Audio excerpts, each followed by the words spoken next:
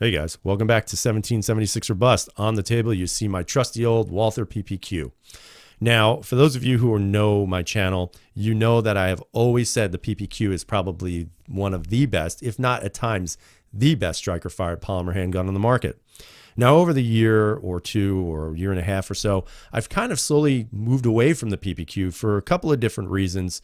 I've gotten my hands on some more ergonomically friendly guns, and I never thought that would be possible, but it actually is. For me, the Steyr has been everything and then some, more than I could ever even have imagined. But for me, the Ppq was still always there. It just wasn't getting a lot of use. So one of the things I wanted to do was I wanted to do something with this handgun that made it even better than what it was initially. Now, the only problem with the Walther Ppq, and some might say it's not a problem, it's actually a positive, is there's really not much to do with this handgun.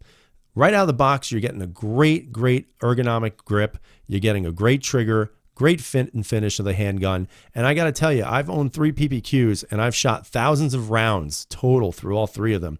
And I'm going to tell you, I've never had one failure, never won anything in the Walther Ppq series that I've had. And for that, I've been very thankful, because to me, that just goes to show you this is a great handgun.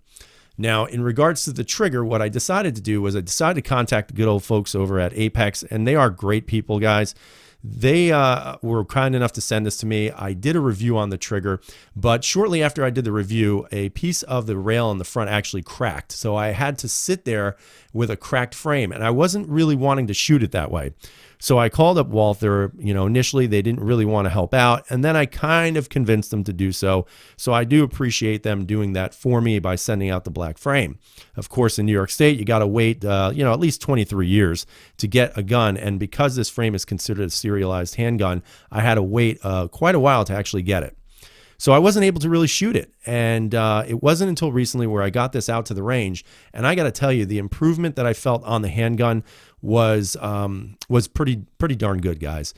And the reason why I say that isn't necessarily because it was such an amazing new experience, but it just made me realize how much this gun really is that great.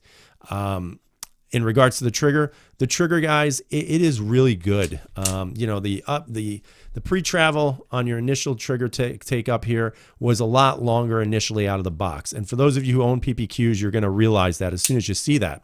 Now, the trigger break, it's about the same. There's really no more poundage or less poundage on the trigger pull than it was out of the factory. However, the angle of the trigger being flat, it just makes it a lot more comfortable to pull that trigger, and you're a lot more efficient. And the accuracy, in my opinion, also went up. So again, you got a short break, which is very, very, very good. Again, very typical for the Ppq.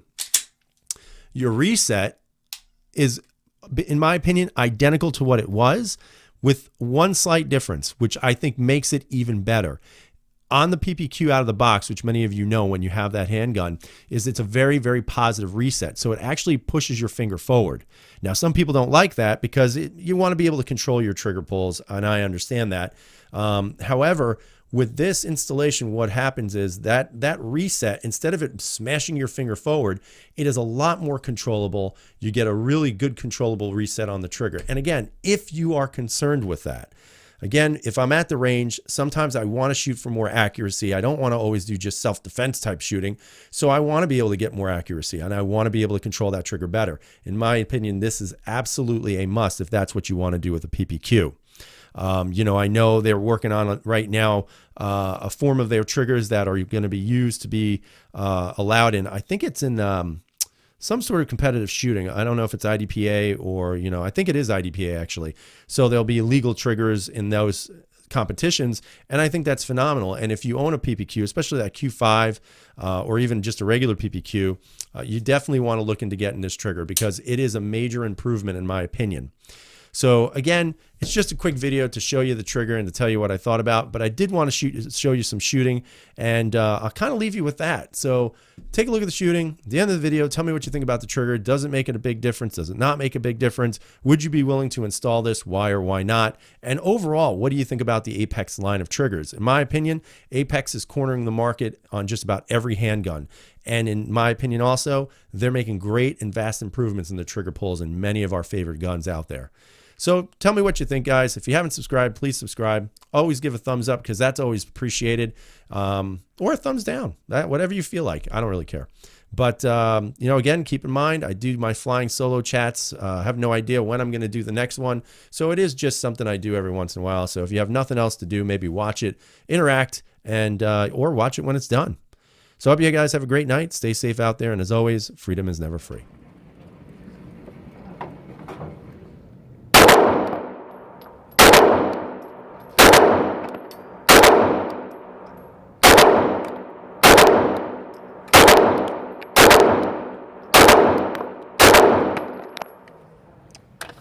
Couple low.